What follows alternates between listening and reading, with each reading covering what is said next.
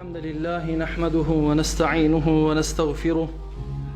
یہ ویڈیو دیکھنے سے قبل آئیے ہم نبی اکرم صلی اللہ علیہ وسلم کی زندگی کا ایک گوشہ ذکر کرتے ہیں۔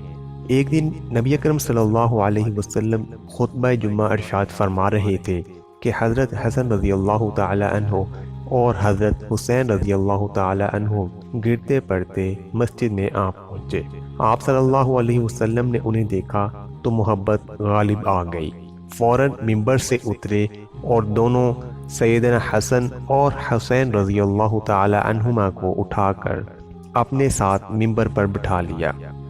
اسی طرح ایک دفعہ نبی اکرم صلی اللہ علیہ وسلم حضرت حسن اور حسین رضی اللہ تعالی عنہ کو مسجد میں لے گئے اور ان کو الگ بٹھا کر نماز پڑھانے لگے۔ جب حضور صلی اللہ علیہ وسلم سجدے میں گئے تو سیدنا حسین رضی اللہ تعالی عنہ اپنی جگہ سے اٹھے اور نانا جان رسول مکرم صلی اللہ علیہ وسلم کی پیٹھ پر سوار ہو گئے۔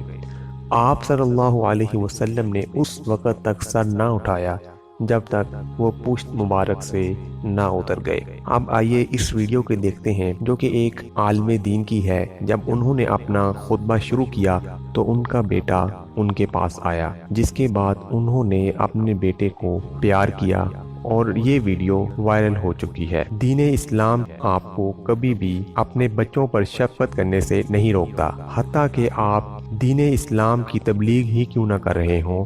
اس دوران بھی اگر آپ کا چھوٹا بچہ آپ کے پاس آئے تو آپ نے اس کو اگنور نہیں کرنا۔ الحمد لله نحمده ونستعينه ونستغفره ونعوذ بالله من شرور أنفسنا ومن سيئات أعمالنا، من يهده الله فلا مضل له ومن يضلل فلا هادي له.